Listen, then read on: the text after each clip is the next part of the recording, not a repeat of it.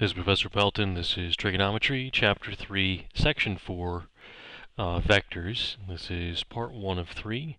So first we're going to talk about vector quantities.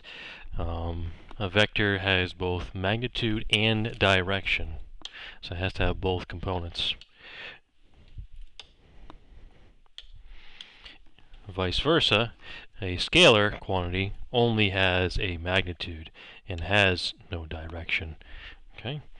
So vector quantities are also known as directed line segments. They can be drawn as arrows, basically. You see a little little diagram here. And the idea is they have an initial and terminal point, which gives you a direction, and there's a point at either end. And since it's a measurement of length, that length can be a force, a velocity, can be lots of things, I guess. It can't be negative, basically. Can't be negative, only positive. And the vectors are written in bold letters. You notice here, in lowercase bold letters, how they're written. And if you want the magnitude, the double lines, which are not absolute values, give you the calculation for magnitude. Okay, so let's look at some examples here. So which of these are, in fact, vectors, or a vector, and which one's a scalar quantity? So the first one is temperature of a classroom is 75 degrees. The second one, the professor drives 60 miles per hour due north to a class. So the first one does not have a direction, so that is a scalar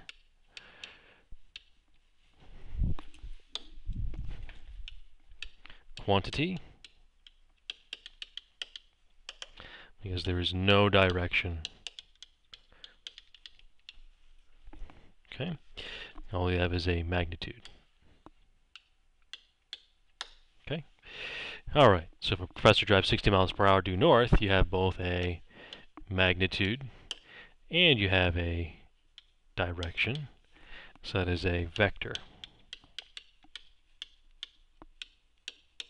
So you have both things. All right, pause the video, try the student problem. All right, so the student problem, the professor throws his whiteboard marker 20 feet at the window that is facing the sun in the east, and the professor is almost 6 feet tall. Well, the professor being 6 feet tall has no direction, so that's just a scalar quantity.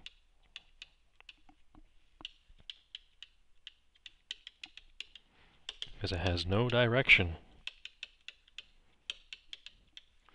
It only has a magnitude, right? Versus the throwing of the whiteboard, that is a vector, because you have a magnitude and you have a direction. Okay, so let's do some drawing of vectors. So first off, equal vectors.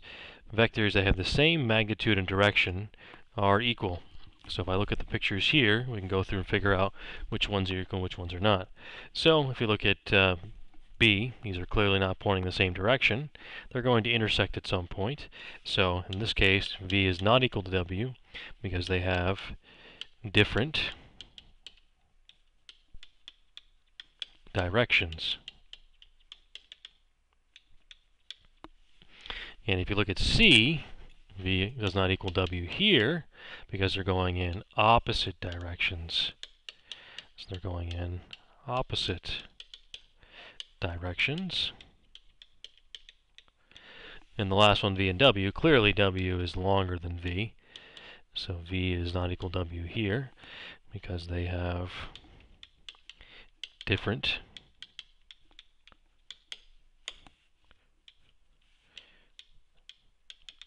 magnitudes. So therefore, the only one that's actually equal is here on the first one, A, because they have the same direction and the same length. So same magnitude, same direction. And the same magnitude and the same direction.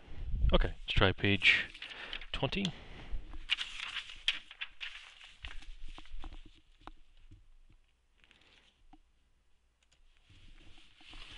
Okay, so when calculating magnitude, the symbol is the double bars. You can just simply use the distance formula from good old geometry. Alright, so D equals, so we have x1, x2, y1, y2. Okay, so here the magnitude is, okay, so we have our points here. So if I'm doing u, that's these points here, x and y, x and y. Neither one of them is really first or second, but we'll just put them in here. So -3 to 0 and -3 to 3. So that gives me 9 plus 36. So that gives me root 45, which is, in fact, let's see, 45 is 9 times 5, so that's 3, 3, and 5. So that gives me a final answer of 3 root 5. If I do the same thing for v,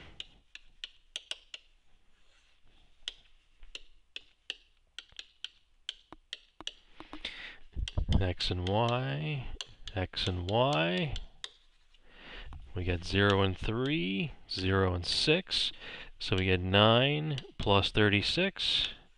So again, that's still root 45, which gives me the same answer of 3 root 5. So these have the same magnitude. Okay, so the distance formula will easily prove same magnitude for you. However, slope, slight little problem.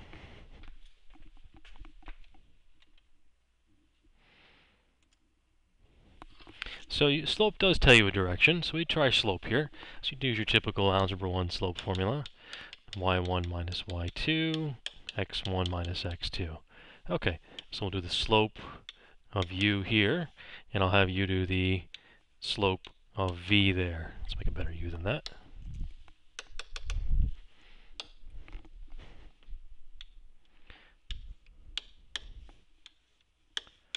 Alright, so if we do u, we get 6 and 2, and -2, -5. This gives us a final answer of 4 over 3. That is our slope of mu. Pause the video, try mv. Alright, so that's 6 and 2, 5 and 2, 4 and 3. So that is the slope of v. Alright, well here's the thing. That tells you the same direction, but they could be, in fact, be opposite. So we know from the picture that they go the same direction. But if they change the arrow to the other way, they would still have the same slope, but opposite directions. So slope is not a guarantee that you have the same direction unless you know what's initial and what is terminal. That's the only way you can tell. So slope is not an effective method for that. We will introduce other methods later on with bearing to determine if they have in fact the same direction. Okay, so let's go into drawing some vectors now. So first is scalar multiplication. So if I have some vector v, if I do twice v, I draw the same direction but twice as long. If I have half v, I have the same direction, half as long. And -1.5 or -3/2 v is again same direction but going the opposite direction 1.5 times more.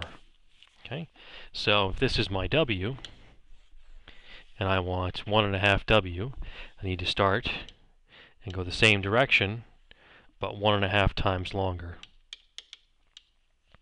And if I have -2w, I go the opposite direction twice as much as the original vector.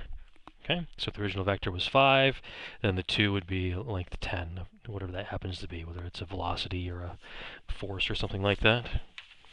Okay, let's do vector addition.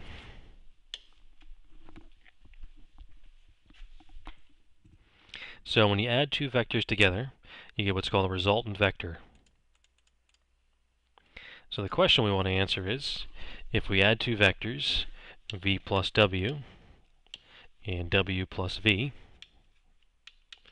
do you get the same answer? Okay, so if we start with the first one, you start with v first. So I'll draw my v. It's pretty accurate, good enough. And then the w is a slightly less of an angle. So I'm going to pitch that down a little bit. I should probably try that a little bit more on the angle here.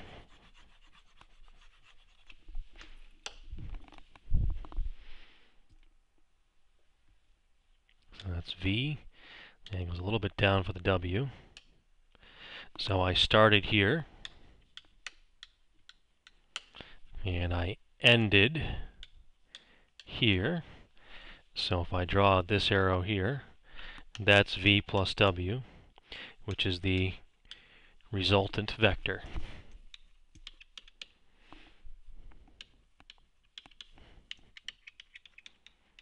Okay, so now if I do the other one, I have to start with W first. So I start with W first.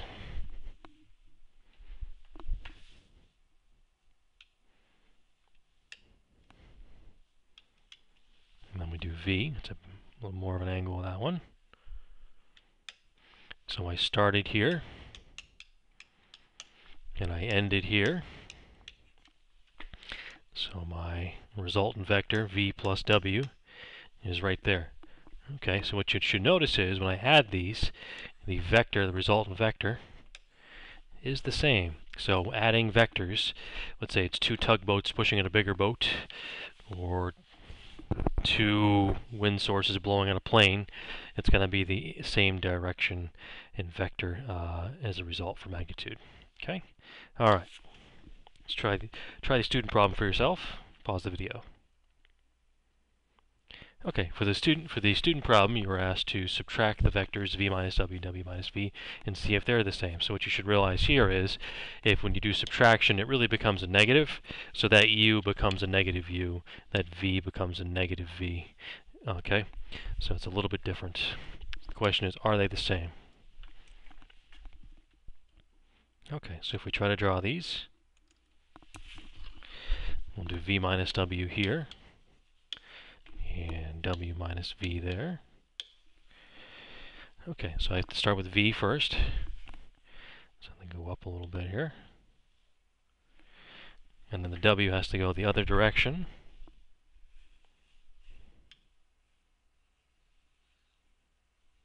But it's a little bit shorter. So that's my v, that's my w. I started here, I ended here. So my resultant vector goes right here. That's v minus w. Okay, versus starting with w first. Alright, let's get a little bit shallower one with the w, right? And then a bigger angle with the v. Oh, shoot, it's going to be negative v though. Crap, sorry. Let's erase that.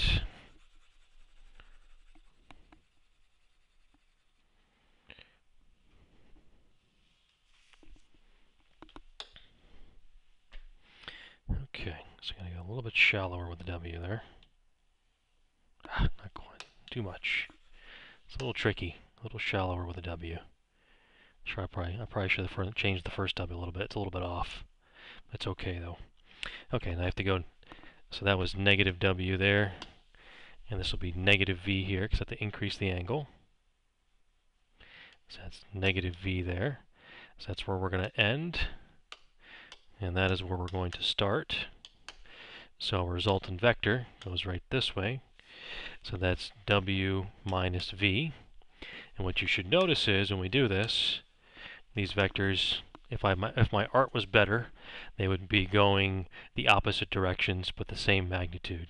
Okay, so it should be opposite vectors. But my art skills are a little off because I think my w on this side, the angle is a little bit off there. I should have pitched it a little bit more and pitched the v in the right one a little bit less. But you don't need to draw these to perfection. You're supposed to get the content idea. Okay, so that is the end of part 1.